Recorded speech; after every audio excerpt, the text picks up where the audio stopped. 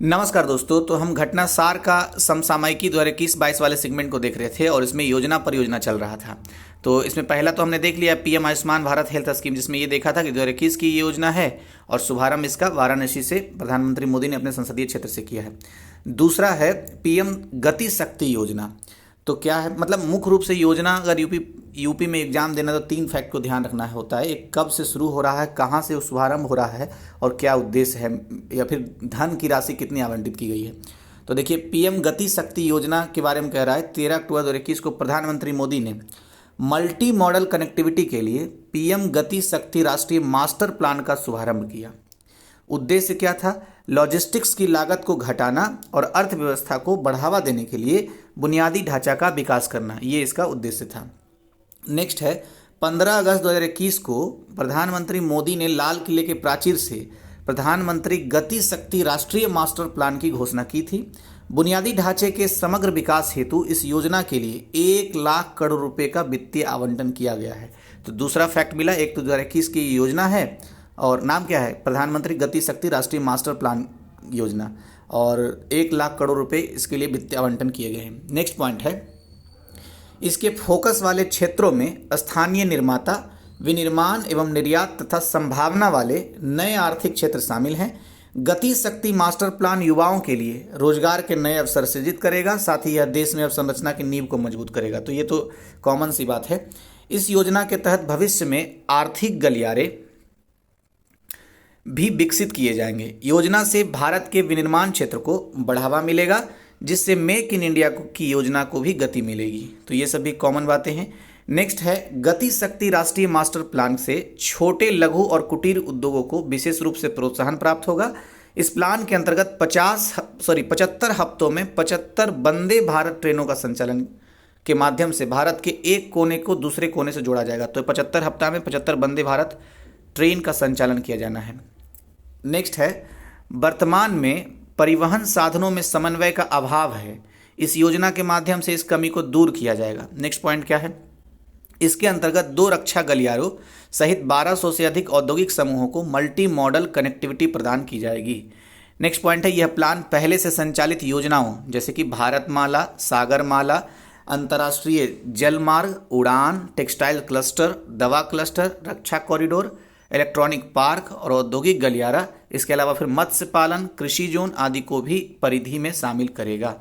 Next point है, योजना के तहत नेशनल हाईवे को 2 लाख किलोमीटर का इंटीग्रेटेड नेटवर्क बनाए जाने और 1 सिटी 1 ग्रिड का लक्ष्य प्राप्त करने के लिए 35,000 किलोमीटर में गैस पाइपलाइन नेटवर्क बिछाए जाने का विराट लक्ष्य है।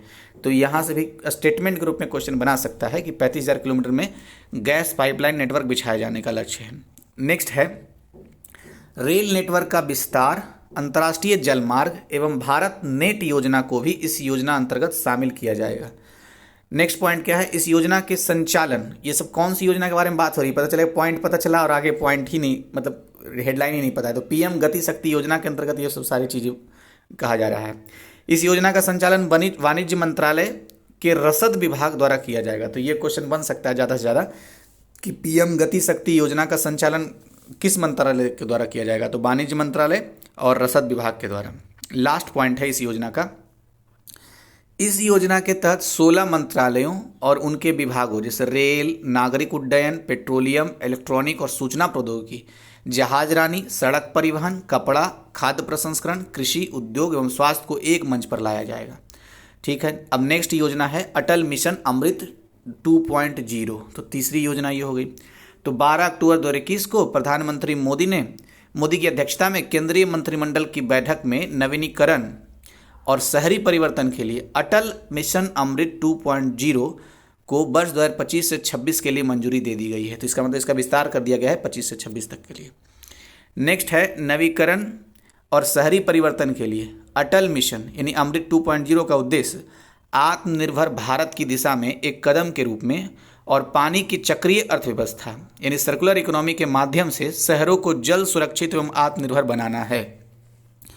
नेक्स्ट पॉइंट है, अमृत 2.0 के लिए कुल सांकेतिक परिव्यय राशि 2,77,000 करोड़ रुपए हैं। ये सांकेतिक परिव्यय राशि है। इसमें वित्त वर्ष 2021 से 22 में वित्तीय वर्ष 2025 से 26 तक 5 वर्षों के लिए 76,707 करोड़ रुपए का केंद्रीय हिस्सा भी शामिल है। नेक्स्ट पॉइंट, एक मजबूत प्रौद्योगिकी आधारित पोर्टल पर इस मिशन की निगरानी की जाएगी और परियोजनाओं की जियो टैगिंग भी की जाएगी। नेक्स्ट है, शहर जल संतुलन योजना के माध्यम से अपने जल स्रोतों, खपत, भविष्य की आवश्यकता और पानी के नुकसान का आकलन करेंगे। तो इससे भी कुछ महत्वपूर्ण फैक्ट नहीं बनने की आसार है। नेक्स्ट है, अमृत 2.0 के अंतर्गत सभी 4,378 सांविधिक कस्बों में घरेलू नल जल कनेक्शन प्रदान करके जल यानी कि पानी की आपूर्ति के सार्वभौमिक कवरेज का लक्ष्य प्राप्त करना है। नेक्स्ट, 500 अमृत शहरों में घरेलू जलमल निकासी और प्रबंधन 100% कवरेज लक्षित किया गया है। नेक्स्ट पॉइंट है, इस मिशन का लक्ष्य 2.68 करोड़ नल कनेक्शन और 2.64 करोड़ सीवर या सेप्टेज कनेक्शन प्रदान करना है। नेक्स्ट पॉइंट है, परियोजनाओं के लिए धन केंद्र, राज्य और शहरी स्थानीय निकायों की ओर से साझा किया जाएगा। मतलब फंडिंग कहाँ से होगी ये बता रहा है। राज्यों को केंद्रीय निधि राज्य जल कार्य योजना के अनुसार राज्य के आवंटन के आधार पर 3 चरणों में जारी की जाएगी और अमृत 2.0 शहरी की अन्य प्रमुख विशेषताओं में पेयजल सर्वेक्षण शामिल है, जो शहरी जल सेवाओं के बेंचमार्किंग के लिए शहरों के मध्य प्रतिस्पर्धा को प्रोत्साहित करेगा। नेक्स्ट पॉइंट, मिशन 10 लाख से अधिक आबादी वाले शहरों में सार्वजनिक निजी भागीदारी के माध्यम से परियोजनाओं के 10% कार्यान्वयन को अनिवार्य करके बाजार वित्त जुटाने को भी प्रोत्साहित करेगा। कुछ खास पॉइंट नहीं बन रहा है जो पीटी में आए, लेकिन फिर भी पढ़ लेते हैं। सुधारों को पूरा करने पर शहरी स्थानीय निकायों को प्रोत्साहन के साथ पुरस्कृत किया जाएगा। नवीकरणीय और शहरी परिवर्तन के लिए अटल मिशन देश का पहला केंद्रित राष्ट्रीय जल मिशन है, जिसे जून 2015 में 500 शहरों के नागरिकों को नल कनेक्शन और सीवर कनेक्शन प्रदान करके जीवन में सुगमता लाने के लिए शुरू किया गया था। तो इसकी शुरुआत कब हुई थी? तो 2015 में हुई थी। नेक्स्ट, निधि 2.0 योजना क्या है ये? लोकसभा अध्यक्ष ओम बिरला विश्व पर्यटन दिवस, तो 2021 में जो विश्व पर्यटन दिवस कब मनाया जाता है? 27 सितंबर को विश्व पर्यटन दिवस मनाया जाता है। तो एक फैक्ट तो यही हो गया, यहाँ पर से मैच करने में दे सकता है कि अवसर पर पर्यटन मंत्रालय द्वारा एक कार्यक्रम के दौरान निधि 2.0 योजना का उद्घाटन किया गया। तो ये क्या ब्रैकेट में लिखा हुआ? आतिथ्य उद्योग का राष्ट्रीय एकीकृत डेटाबेस। तो निधि 2.0 योजना का उद्घाटन किसके द्वारा किया गया है? ओम बिरला के द्वारा, जो कि स्पीकर हैं। और ये निधि का फुल फॉर्म क्या होता है? तो national integrated database of hospitality industry. और ये 27 सितंबर को विश्व पर्यटन दिवस के अवसर पर इसका उद्घाटन हुआ है। तो ये भी एक खास डेटा है। 2.0 निधि 2.0 डेटाबेस में न केवल आवास इकाइयों बल्कि ट्रैवल एजेंटों, टूर ऑपरेटरों और अन्य लोगों को भी शामिल करके अधिक समावेशी बनाना है। निधि योजना पर्यटन मंत्रालय द्वारा पर्यटन क्षेत्र के डिजिटलीकरण की सुविधा और आतिथ्य तथा पर्यटन क्षेत्र के लिए व्यवसाय करने में आसानी को बढ़ावा देने के लिए शुरू की गई थी। लास्ट पॉइंट है, योजना में सभी आवास इकाइयों को आतिथ्य उद्योग का हिस्सा बनने के लिए मंच पर खुद को पंजीकृत करने के लिए प्रोत्साहित करना होगा। नेक्स्ट पॉइंट आयोग और समिति के बारे में है, मतलब सेगमेंट है ये नेक्स्ट है इसका। तो सबसे पहला क्या है? निपटान आदेशों और अपराधों की कंपाउंडिंग पर सलाहकार समिति। पॉइंट क्या है? भारतीय प्रतिभूति और विनिमय बोर्ड यानी कि securities and exchange board of India SEBI ने अक्टूबर 2021 में 4 सदस्यीय निपटान आदेशों और अपराधों के कंपाउंडिंग पर उच्चाधिकार प्राप्त सलाहकार समिति का गठन किया है। समिति का अध्यक्ष बंबई उच्च न्यायालय के सेवानिवृत्त न्यायाधीश विजय सी डागा को बनाया गया है। और नेक्स्ट पॉइंट क्या है? तो मतलब क्वेश्चन ऐसे अगर पूछा जाए अध्यक्ष के बारे में तो विजय सी डागा का नाम याद रखना होगा। नेक्स्ट है, समिति के विचारार्थ विषय भारतीय प्रतिभूति और विनिमय बोर्ड विनियमन 2018 के अनुसार होंगे। मतलब किस पर काम करेगा ये समिति, उसके बारे में बता रहा है। समिति के अन्य सदस्यों में शामिल हैं कानून और न्याय मंत्रालय में पूर्व कानून सचिव पीके मल्होत्रा, डेलॉयट हॉस्किंस के पूर्व अध्यक्ष और sales LLP PR Ramesh, advocate partner Rawal और रावल एसोसिएट्स के डीएन रावल। तो ये कुल मिलाकर के थोड़ा जटिल है, लेकिन आर्थिक चीज़ों से निपटान आदेशों और अपराधों की कंपाउंडिंग पर सलाहकार समिति बना है, जिसके अध्यक्ष हैं विजय सी डागा। बस इतना ही पॉइंट याद रखना है। नेक्स्ट पॉइंट है पेगासस जासूसी मामले में जांच के लिए 3 सदस्यीय विशेषज्ञ समिति। तो देखिए 3 सदस्यीय विशेषज्ञ समिति बन गया है पेगासस जासूसी मामले के संबंध में। क्या लिखा हुआ है, सुप्रीम कोर्ट ने 27 अक्टूबर 2021 को इजरायली सॉफ्टवेयर कंपनी पेगासस द्वारा देश में आम नागरिकों, पत्रकारों, नेताओं की जासूसी के आरोप की जांच के लिए 3 सदस्यीय विशेषज्ञ समिति के गठन की घोषणा की गई है।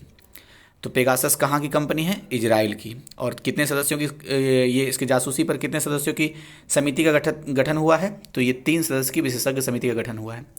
आगे पॉइंट क्या है, 3 सदस्यीय विशेषज्ञ समिति की अध्यक्षता सेवानिवृत्त न्यायाधीश जस्टिस RV रविंद्रन करेंगे। तो ये अध्यक्ष महत्वपूर्ण होते हैं, नाम इससे पूछा जा सकता है। तो जस्टिस RV रविंद्रन ये 3 सदस्यीय वाली विशेषज्ञ समिति जो होगी उसके अध्यक्ष होंगे। जस्टिस रविंद्रन की निगरानी में 3 सदस्यीय विशेषज्ञ समिति जासूसी के आरोपों की सच्चाई की जांच करेगी और जल्द ही रिपोर्ट पेश करेगी। मतलब समय सीमा नहीं दिया है, बस जल्द ही पेश करेगी।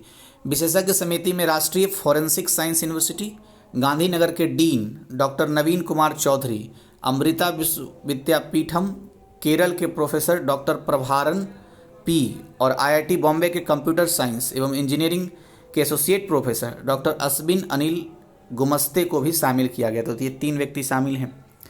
नेक्स्ट है जस्टिस रविंद्रन की मदद रॉ के पूर्व IPS अधिकारी शायद होना चाहिए आलोक जोशी और अंतर्राष्ट्रीय इलेक्ट्रो टेक्निकल आयोग से जुड़े डॉक्टर संदीप ओबेराय करेंगे। तो ये सब सारा ज़्यादा ही शुद्ध फैक्ट है, क्वेश्चन वही अध्यक्ष से ही बनेगा जिसका नाम याद रखने की आवश्यकता है। खोजी पत्रकारों के लिए अंतर्राष्ट्रीय समूह का दावा है कि इजरायली कंपनी NSO के सॉफ्टवेयर पेगासस से 50,000 लोगों की जासूसी हुई है। इनमें केंद्र सरकार के मंत्री, विपक्ष के नेता, पत्रकार और कई वकील, कुछ जज और कारोबारी समेत 300 प्रतिष्ठित लोगों के नंबर भी शामिल है। तो ऐसा दावा किया गया है जिसके लिए 3 सदस्यीय समिति का गठन किया गया है, जिसके अध्यक्ष कौन है, क्या नाम था, जस्टिस RV रविंद्रन। बस इतना ही ध्यान रखना है। सुप्रीम कोर्ट ने इसका गठन किया है, सरकार ने नहीं, तो ऐसे भी फंसा सकता है। नेक्स्ट है निपुण भारत मिशन के लिए राष्ट्रीय संचालन समिति। क्या है ये, स्कूल शिक्षा और साक्षरता विभाग ने निपुण भारत मिशन के कार्यान्वयन के लिए राष्ट्रीय संचालन समिति का गठन किया है।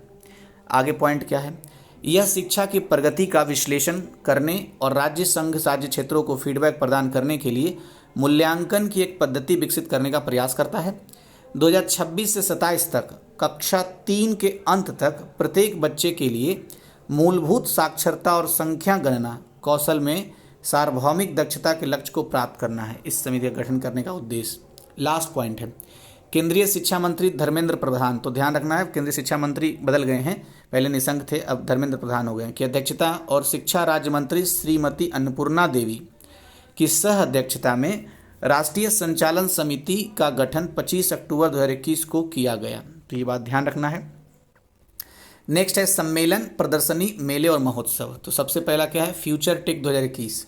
भारतीय उद्योग परिसंघ, जिसको अंग्रेजी में बोलते हैं कन्फेडरेशन ऑफ इंडियन इंडस्ट्री यानी CII, ने 19 से 27 अक्टूबर 2021 तक डिजिटल प्रौद्योगिकियों पर एक अंतर्राष्ट्रीय सम्मेलन और प्रदर्शनी यानी फ्यूचर टेक 2021 प्रौद्योगिकी अपनाने और त्वरण के लिए डिजिटल परिवर्तन की यात्रा का आयोजन किया।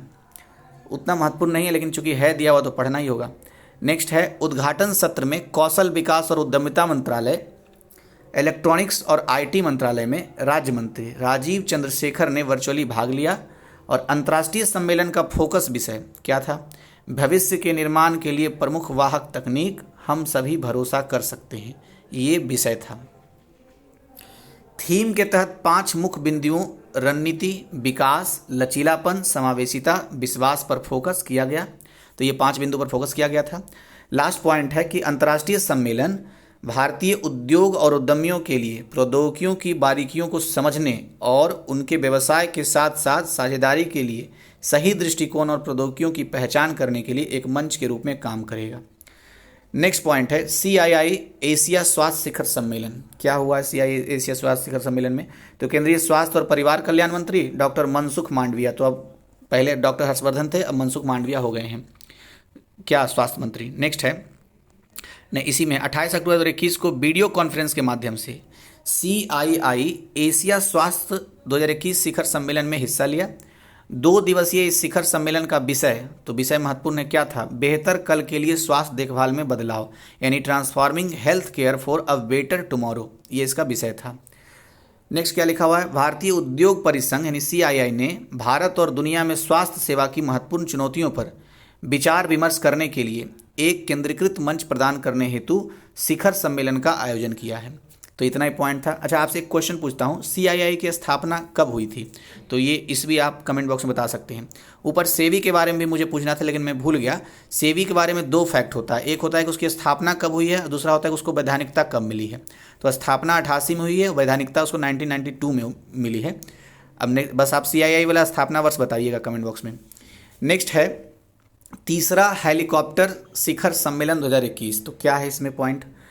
8 अक्टूबर 2021 को तीसरा हेलीकॉप्टर शिखर सम्मेलन वर्चुअली और फिजिकली उत्तराखंड के देहरादून में आयोजन किया गया। तो अगर क्वेश्चन ये बनता है कि तीसरा हेलीकॉप्टर शिखर सम्मेलन 2021 कहाँ आयोजित किया गया है, तो देहरादून, उत्तराखंड की फिलहाल राजधानी है। नेक्स्ट, इस सम्मेलन का मुख्य विषय था India @75 expediting the growth of Indian helicopter industry and enhancing air connectivity, ये इसका थीम था।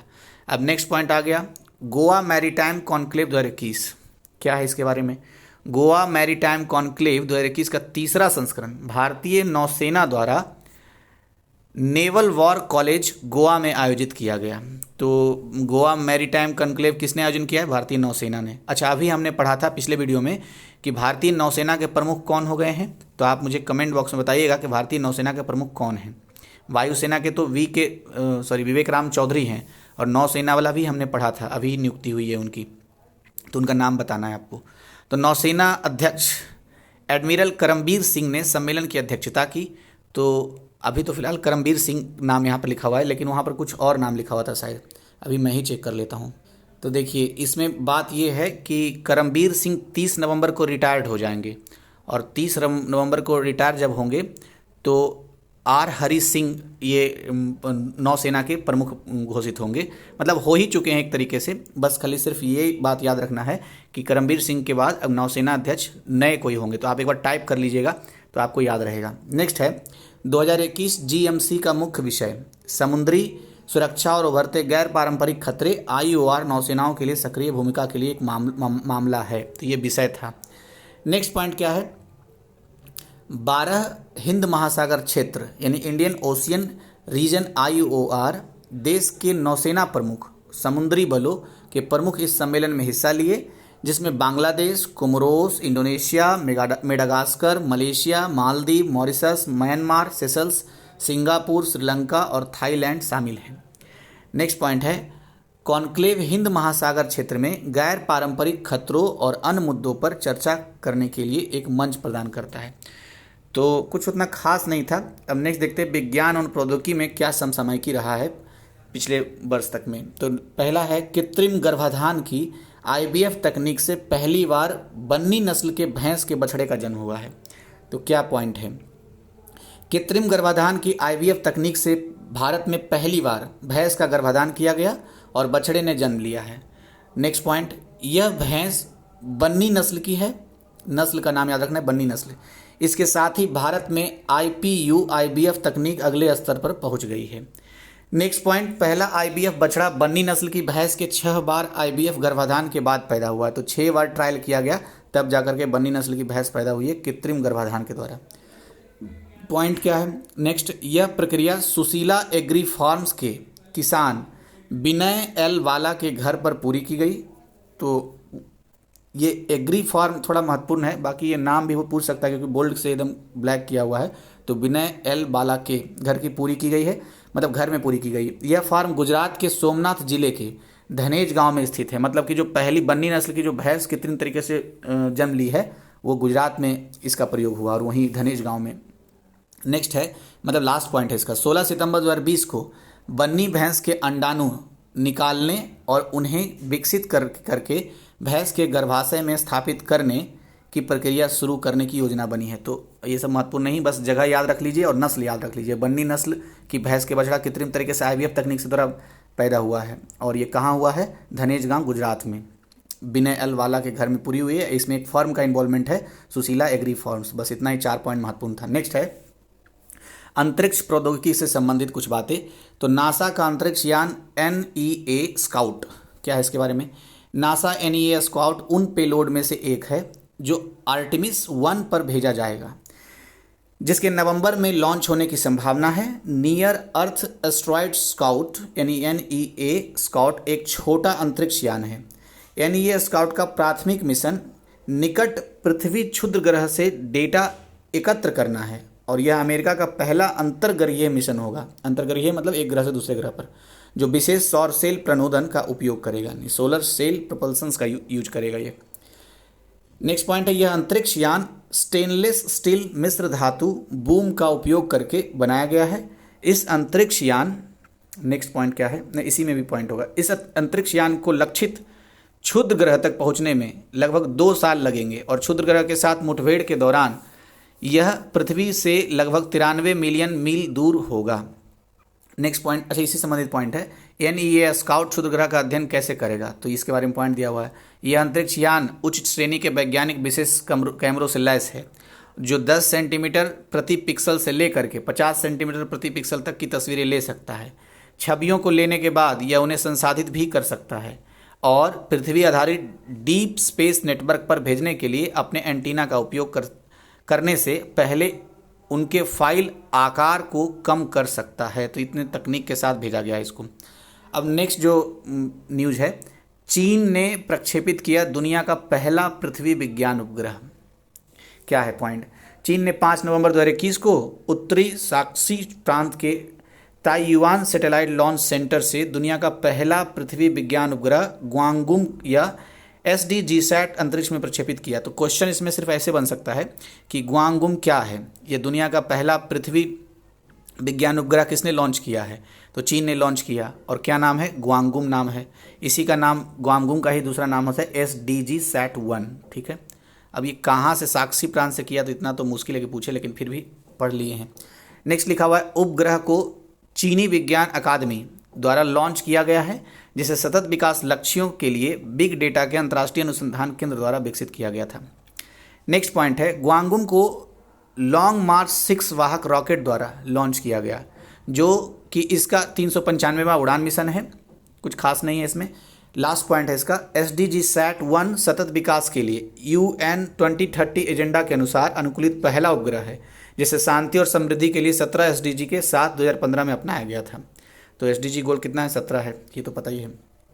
अच्छा एक फैक्ट याद आ रहा है, भारत में भी नवाचार, ये सतत विकास लक्ष्य सूचकांक निकाला जाता है नीति आयोग के द्वारा। तो कितने पॉइंट पर निकाला जाता है, 16 पॉइंट पर ही है। 17 पॉइंट, लेकिन 16 पॉइंट पर इसलिए निकाला जाता है क्योंकि एक पॉइंट उसमें ये ऐसा है कि अंतर्राष्ट्रीय संबंध के बारे में है। तो राज्यों का काम तो भारत में है ना अंतर्राष्ट्रीय संबंध बनाना, इसीलिए 16 पॉइंट पर ही होता है। अब देखिए नेक्स्ट पॉइंट क्या है, नासा ने लॉन्च किया लूसी मिशन। ये लूसी मिशन के बारे में देख लेते हैं क्या है। अमेरिकी अंतरिक्ष एजेंसी नासा ने बृहस्पति के ट्रोजन क्षुद्र ग्रहों का अध्ययन करने के लिए लूसी मिशन नामक अपनी तरह का पहला मिशन लॉन्च किया है। तो लूसी मिशन किसने लॉन्च किया, नासा ने, यानी कहाँ के अंतरिक्ष एजेंसी, अमेरिका के अंतरिक्ष एजेंसी। इसका काम क्या होगा, तो बृहस्पति ग्रह का एक क्षुद्र ग्रह है जिसका नाम है ट्रोजन, इसी का अध्ययन करेगा कौन, लूसी मिशन। नेक्स्ट है इसके बारे में, सौर ऊर्जा द्वारा संचालित लूसी मिशन में 12 साल से अधिक का समय लगेगा, जिस दौरान अंतरिक्ष यान सौर मंडल के विकास के बारे में अध्ययन करने के लिए 6.3 बिलियन किलोमीटर की दूरी तय कर कुल 8 प्राचीन क्षुद्र ग्रहों का परिभ्रमण भी करेगा। इनमें एक मुख्य वेल्ट क्षुद्र ग्रह डोनाल्ड जॉनसन शामिल है और 7 बृहस्पति ट्रोजन क्षुद्र ग्रह हैं। नेक्स्ट पॉइंट है, मिशन का नाम 3.2 मिलियन वर्षीय पूर्वज लूसी के नाम पर रखा गया है, जो हेमिनीन की एक प्रजाति जिसमें मनुष्य और उनके पूर्वज शामिल थे से संबंधित है। नेक्स्ट है, बृहस्पति की कक्षा में एक झुंड में चल रहे एस्टेरॉइड के 2 समूहों का झुंडों का ट्रोजन एस्टेरॉइड कहते हैं। तो ट्रोजन एस्टेरॉइड किसे कहते हैं, ये इसका कॉन्सेप्ट है इसमें कि बृहस्पति के कक्षा में एक झुंड में चल रहे एस्टेरॉइड के 2 समूहों या झुंडों को ट्रोजन एस्टेरॉइड कहा जाता है। नेक्स्ट है, लूसी मिशन इतने सारे अलग अलग क्षुद्र ग्रहों का पता लगाने के लिए इतिहास में नासा के पहले एकल अंतरिक्ष यान मिशन को चिन्हित करेगा। 16 अक्टूबर 2021 को फ्लोरिडा के Cape Canaveral Space Force Station में स्पेस लॉन्च कॉम्प्लेक्स 41 से United Launch Alliance Atlas V rocket से लूसी मिशन उड़ान भरी। तो इतना महत्वपूर्ण नहीं है, लास्ट पॉइंट है इसका, बृहस्पति के ट्रोजन क्षुद्र ग्रह अंतरिक्ष चट्टानों के 2 बड़े समूह हैं, जिसके बारे में वैज्ञानिकों का मानना है कि ये सौर मंडल के बाहरी ग्रहों का निर्माण करने वाली प्राथमिक सामग्री का अवशेष है। तो ये विश्वास है वैज्ञानिकों का। बस इसमें एक पॉइंट यही था कि लूसी मिशन किससे संबंधित है, तो बृहस्पति ग्रह के एस्ट्रॉइड के अध्ययन से संबंधित है। और एस्ट्रॉइड ये ट्रोजन एस्ट्रॉइड से संबंधित है, अध्ययन से। ट्रोजन एस्ट्रॉइड किसे कहते हैं, तो झुंड और समूह होता है, मतलब किसका, एस्ट्रॉइड का, बृहस्पति ग्रह के। नेक्स्ट, अंतरिक्ष में उड़ान भरने वाले सबसे उम्रदराज व्यक्ति कौन है।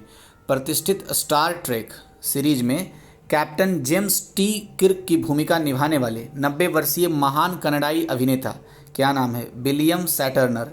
ये अभिनेता हैं कनाडा के। तो विलियम सैटर्नर अंतरिक्ष में उड़ान भरने वाले सबसे उम्रदराज व्यक्ति बन गए हैं। तो ऐसे भी मतलब क्वेश्चन बन सकता है कि दुनिया के सबसे ज़्यादा उम्र वाले अंतरिक्ष में उड़ान भरने वाले व्यक्ति कौन से हैं, तो विलियम सैटर्नर। नेक्स्ट है, सैटर्नर जेफ बेजोस की space flight company blue origin के न्यू शेफर्ड NS-18 मिशन के 4 सदस्यीय दल का हिस्सा थे, मतलब इनके साथ 3 और लोग गए थे। नेक्स्ट है, पूरी तरह से स्वचालित कैप्सूल में 66.5 मील यानी 107 किलोमीटर की ऊंचाई पर पहुंचने के बाद वे पैराशूट की मदद से पश्चिम टेक्सास रेगिस्तान में सुरक्षित रूप से उतर गए। सैटर्नर ने 82 वर्षीय वैली फंक का रिकॉर्ड तोड़ दिया, जो 20 जुलाई 2021 को अंतरिक्ष में जाने वाली ब्लू ओरिजिन उड़ान का हिस्सा थी। अब नेक्स्ट है, दक्षिण कोरिया का पहला स्वदेशी रॉकेट, क्या नाम है, नूरी।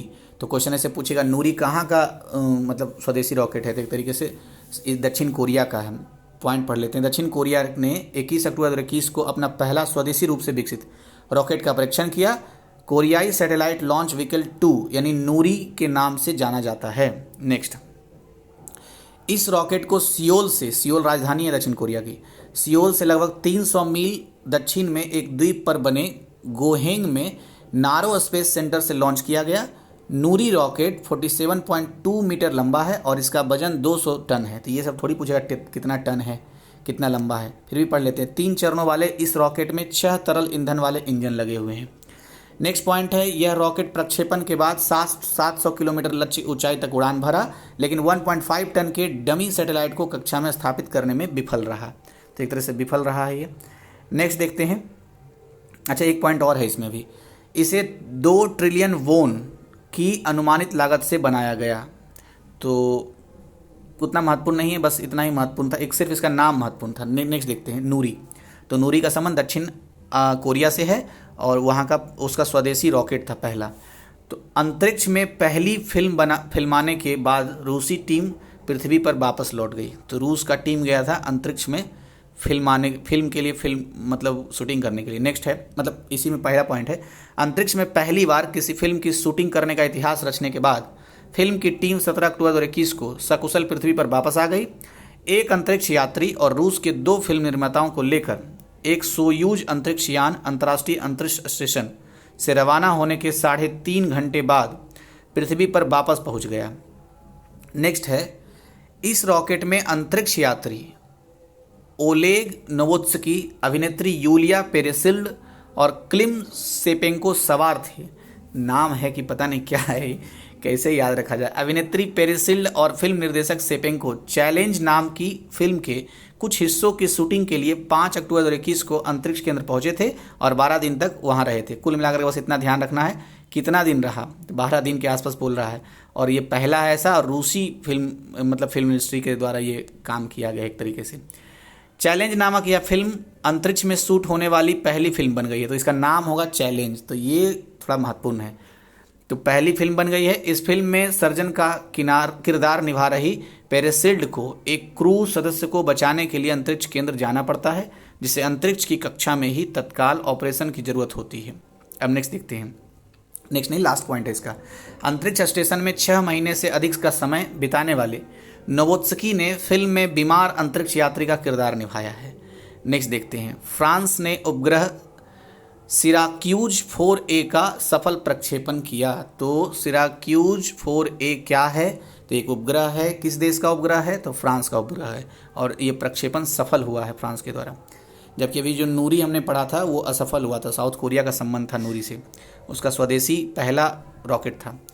पॉइंट क्या है इसमें, फ्रांस ने एक अत्याधुनिक उपग्रह सिराक्यूज 4A को 27 अक्टूबर 2021 को कक्षा में सफलतापूर्वक स्थापित किया। इसे फ्रेंच गयाना के कोरू प्रक्षेपण केंद्र से एरियन 5 रॉकेट द्वारा प्रक्षेपित किया गया है। तो एरियन 5 रॉकेट द्वारा प्रक्षेपित किया गया किसको, सिराक्यूज 4A को। क्या है उपग्रह, किसकी, फ्रांस की। नेक्स्ट, अच्छा फ्रेंच गुयाना पता है ना कौन से महाद्वीप पर है, कमेंट बॉक्स में बताइएगा। इसे दुनिया भर में फ्रांस के सशस्त्र बलों को तेजी और सुरक्षित रूप से संवाद करने की अनुमति देने के लिए डिजाइन किया गया है। उपग्रह अपने आसपास के इलाकों का सर्वेक्षण कर सकता है और हमले से बचने के लिए खुद को आगे बढ़ा सकता है। नेक्स्ट है सिराक्यूज 4A सिराक्यूज 3 की तुलना में 3 गुना अधिक थ्रूपुट उत्पन्न करता है, जो 2 बैंड यानी X और KA का काम करता है, X बैंड और KA बैंड का। नेक्स्ट पॉइंट है, इस तरह के 3 उपग्रहों को कक्षा में स्थापित किया जाना है। दूसरा 2022 में प्रक्षेपित किया जाएगा और सिराक्यूज 4 कार्यक्रम की कुल लागत EUR 3.6 बिलियन यानी लगभग $, में बात करें तो $4.2 बिलियन है। सिराक्यूज 4 पहला फ्रांसीसी सैन्य उपग्रह है जो अन्य उपग्रहों का पता लगाने की क्षमता रखता है। ये खत्म हो गया। अब नेक्स्ट पॉइंट है भारतीय अंतरिक्ष संघ का शुभारंभ। क्या हुआ इसमें पॉइंट है, आत्मनिर्भर भारत अभियान के अंतर्गत भारत को हर क्षेत्र में पूरी तरह से आत्मनिर्भर और अग्रणी बनाने के मिशन के तहत 11 अक्टूबर 2021 को प्रधानमंत्री नरेंद्र मोदी ने वीडियो कॉन्फ्रेंसिंग के माध्यम से भारतीय अंतरिक्ष संघ यानी कि इंडियन स्पेस एसोसिएशन का शुभारंभ किया है। नेक्स्ट पॉइंट क्या है, अंतरिक्ष और उपग्रह कंपनियों का एक प्रमुख उद्योग संघ है। इसके शुभारंभ का मुख्य लक्ष्य भारत को अंतरिक्ष विज्ञान और भौतिकी के क्षेत्र में नई ऊंचाइयों पर ले जाना है। नेक्स्ट पॉइंट क्या है, ISPA के संस्थापक सदस्यों में Larsen and Toubro, Nelco Tata group का और वनवेव, Bharti Airtel, map my India और बाल चंद्रनगर इंडस्ट्रीज और अनंत टेक्नोलॉजी लिमिटेड शामिल हैं। तो ये सब शामिल तो हो सकता है इसमें पूछ दे इसमें कौन शामिल था कौन नहीं था, तो ध्यान से देख लीजिएगा, फिर से पढ़ देता हूँ। Larsen and Toubro, Nelco, OneWeb, Bharti Airtel, map my India और बालचंद नगर इंडस्ट्री, इसके अलावा Ananth technology limited. Next point है, इसके अन्य सदस्य गोदरेज, ह्यूरोज India, Azista BST, aerospace private limited, BEL, Centum electronics, Maxar India. तो ये सब सिर्फ काउंटिंग है, बस खाली वो मुख्य रूप से याद रखना है। यह संघ सरकार एवं उसकी एजेंसियों सहित भारतीय अंतरिक्ष क्षेत्र के सभी हितधारकों के साथ अपना जुड़ाव सुनिश्चित करेगा। ISPA का प्रतिनिधित्व अंतरिक्ष और उपग्रह प्रौद्योगिकियों में उन्नत क्षमताएं रखने वाली प्रमुख देसी कंपनियों के साथ साथ वैश्विक कंपनियां भी करती है। अच्छा, अब नेक्स्ट पॉइंट आ गया। वीडियो लंबा तो नहीं हो रहा है, बहुत ज़्यादा लंबा हो जाएगा, इसलिए यहीं तक छोड़ देते हैं इसको। तो वीडियो देखने के लिए थैंक यू। अगर आपने सब्सक्राइब नहीं किया तो प्लीज़ सब्सक्राइब कर लीजिए।